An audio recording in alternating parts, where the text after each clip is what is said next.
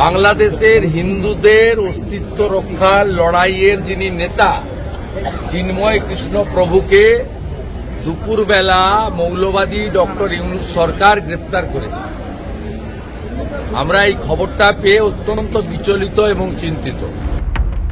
বাংলাদেশ সম্মিলিত সনাতনী জাগরণ জোটের মুখপাত্র ও চট্টগ্রামের হাটহাজারীর পুণ্ডরিক ধামের সাবেক অধ্যক্ষ চিন্ময় কৃষ্ণ দাসের গ্রেফতার নিয়ে ভারত বিকৃত তথ্য ছড়াচ্ছে বলে জানিয়েছে পররাষ্ট্র মন্ত্রণালয়। মঙ্গলবার চিন্ময় দাসকে নিয়ে ভারতের পররাষ্ট্র মন্ত্রণালয়ের বিবৃতির পরিপ্রেক্ষিতে রাতে এক বিবৃতিতে এ তথ্য জানিয়েছে বাংলাদেশের পররাষ্ট্র মন্ত্রণালয়। এতে বলা হয়, মঙ্গলবার ভারতের পররাষ্ট্র মন্ত্রণালয় বাংলাদেশের আভ্যন্তরীণ বিষয়ে যে বিবৃতি দিয়েছে তা সরকারের দৃষ্টিগোচর হয়েছে। অত্যন্ত হতাশা ও গভীর দুঃখের সঙ্গে সরকার উল্লেখ করেছে যে চিন্ময় কৃষ্ণ দাসকে নির্দিষ্ট অভিযোগে গ্রেফতার করার পর কিছু মহল বিকৃত তথ্য ছড়াচ্ছে। ভারতের এ ধরনের ভিত্তিহীন বিবৃতি শুধু ভুল তথ্য ছড়ানো নয়, বরং দুই প্রতিবেশী দেশের মধ্যে বন্ধুত্ব ও বোঝাপড়ার চেতনার পরিপন্থী।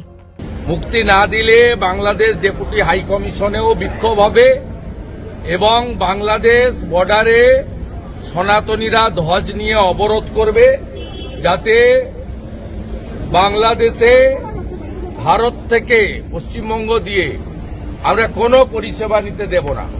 বাংলাদেশের সব ধর্মের জনগণের মধ্যে বিদ্যমান যে সম্প্রীতি রয়েছে এবং সরকারের যে অসাম্প্রদায়িকতার প্রতিশ্রুতি ও প্রচেষ্টা রয়েছে, বিবৃতিটিতে তা প্রতিফলিত হয়নি।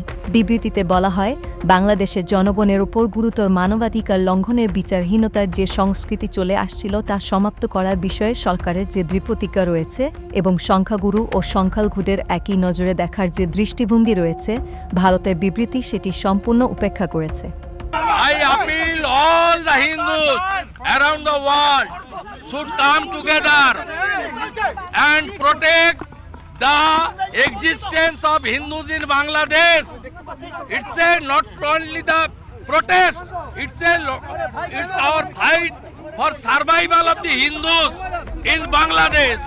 সরকার আবারও তুলে ধরতে চায় যে বাংলাদেশে বিচার বিভাগ সম্পূর্ণ স্বাধীন উল্লেখ করে বিবৃতিতে বলা হয়, সরকার বিচার বিভাগের কাজে হস্তক্ষেপ করে না, আর চিন্ময় দাসের বিষয়টি বর্তমানে আদালতে বিচারাধীন।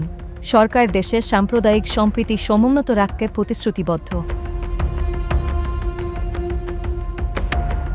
পররাষ্ট্র মন্ত্রণালয়ের বিবৃতিতে বলা হয়, মঙ্গলবার বিকেলে চট্টগ্রামে অ্যাডভোকেট সাইফুল ইসলাম আলিফের নৃশংস হত্যাকাণ্ডে সরকার গভীরভাবে উদ্বিগ্ন।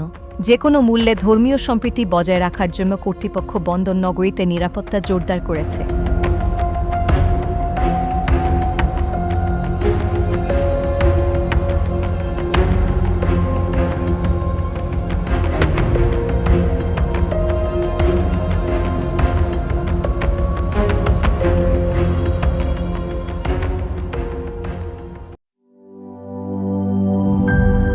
পুচকি পুচকি মশা কামড়ায় করবো আমার চারটি বারটি গোল। মশা মার। অক্টাগার্ড মশার কয়েল জম এর ডাবল অ্যাকশন ফর্মুলা 2 মিনিটে মশা দূর করে আপনাকে দেয় 12 ঘন্টার সুরক্ষা। পড়ছে জম, মশার খেল খতম।